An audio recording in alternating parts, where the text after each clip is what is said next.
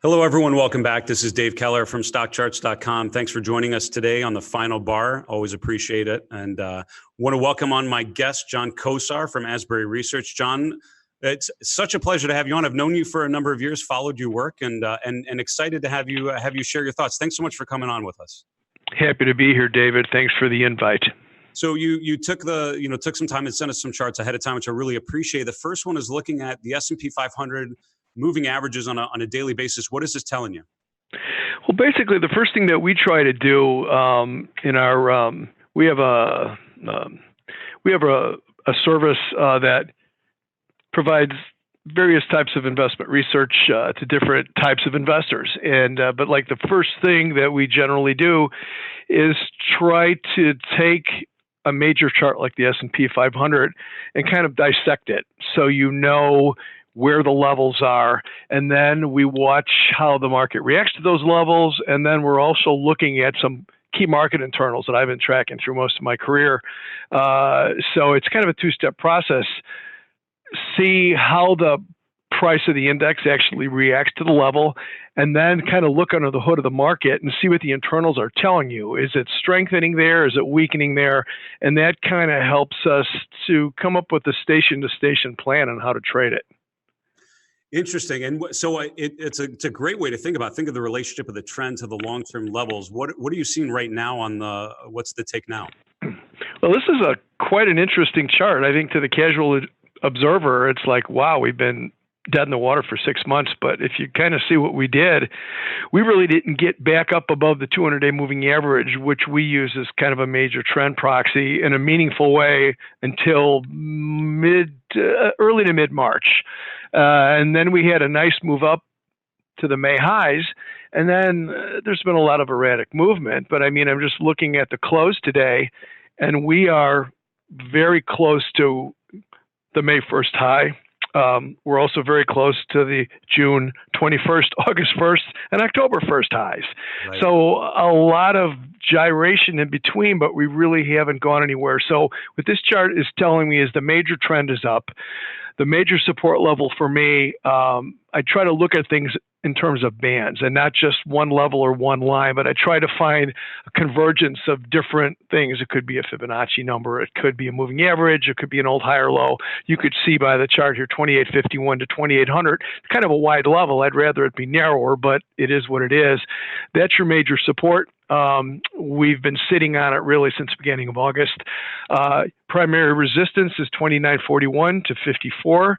You've got the September 2018 high, the May 1st high, and the 50-day moving average, all within that tight little 15-point range or whatever it is, 13 points. And then up above there, we have the highs.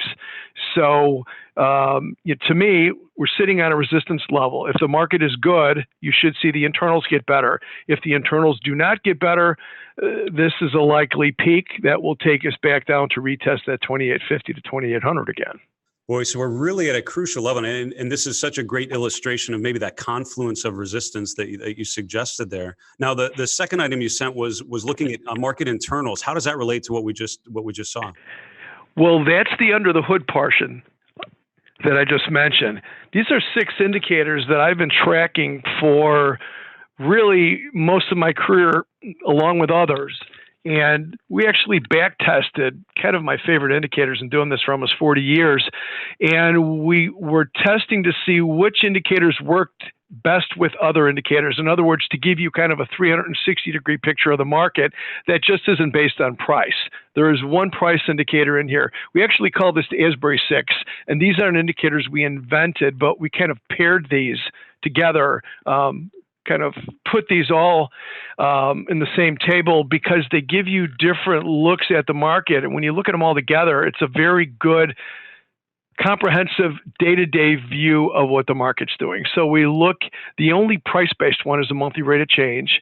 And then we look at a relative performance chart between stocks and junk bonds. You know, this is price. Right. And we look at ETF asset flows. We look at the spider.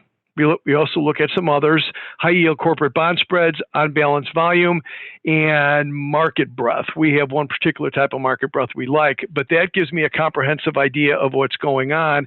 And this particular metric turned negative, where all 6 were in the negative column, as of, I think, October 1st or October 2nd. And that was just as we were breaking down through that 2950 area, and we've been underneath it since. So now we're testing it from underneath, and I'm saying, okay, how strong is this thing? Is it strong enough to get back above there and maybe take another run at the highs? And the answer through the close yesterday is no, it's not.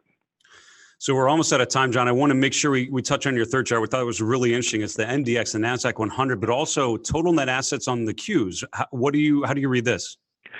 Well, this is another, we use the spiders for the Asbury 6, but I like to look at the Qs because they tend to be, they're a little more high beta, they're a little more fast twitch.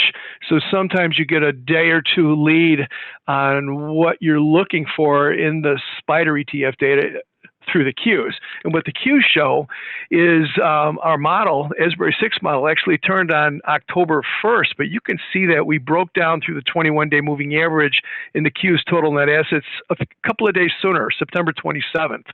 The reason the 21-day is that's our tactical time period is 1 month. So 21 days is one business month. So what this is showing you, if you go back across the chart, you'll see the last time that we had this kind of an issue was back at the end of July. I think we peaked maybe 1 or 2 days prior to that, and then we were in the doldrums for the entire month of August. And this was a really good indication that there was money coming out of an ETF that represents the NDX, of course, and you would expect that to lead. If people were excited about the market, you want to see expansion there. And if you go back to the first third of the chart, you see from June 10 to July 30, even though the NDX was going up, those assets were treading water. They were treading water for about a month and a half or 7 weeks or something like that. So that was a little red flag for us. And once they rolled over, according to our tactical time frame, that told us that we were probably in for some tough sledding. And that's when we tightened stops, and that's when we stopped investing in individual stocks, things with higher beta, just to kind of go into a defensive mode. Right. Boy, it's such an interesting take. And I love the idea. The S&P, as you mentioned, long-term trend okay, but approaching key resistance. But the internals showing a lot weaker. And then net assets, definitely rolling over. Can we go back to just that first chart really briefly? I love the take. What would you need to see just really, really quickly? What would tell you maybe that it's wrong? What would maybe tell you that things are long and strong, things are fine? Is it a breakout above 29.54 or return to previous highs? Like, what would you need to see there? A breakout above the 29.54 area, but I have to have the internals. So much of the day-to-day trading now is driven by algos, and there's a lot of overshoots, as we all know. People are getting stopped out more now than I think they have, certainly 10 years ago or 5 years ago.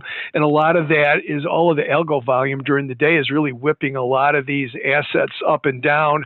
You're breaking support, and 3 days later, you're tearing it up on the other side, and the opposite for resistance. Right. So to me, I don't think you can look at simply price anymore and say price is all I need, because you get paid for price.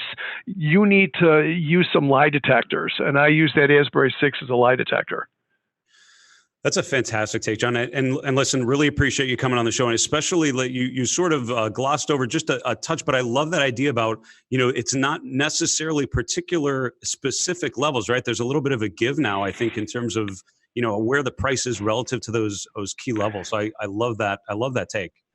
Yeah, that's an excellent point. And that's true now. I don't know that was certainly 10 years ago, that was not the case. Everything seemed to stick. You've been around a long time like I have. But now these levels, they've gotten very, very fuzzy. So you need to bring in other indicators to let you know if that was just a head fake or if it's the real deal. And that's why we're relying on a lot more kind of secondary indicators now than we ever have. This is great stuff, John. Thanks again for coming on. Thanks for sharing a little window into your process. Really appreciate it. Happy to be here. Thanks, David. All right, ladies and gentlemen, that was John Kosar from Asbury Research.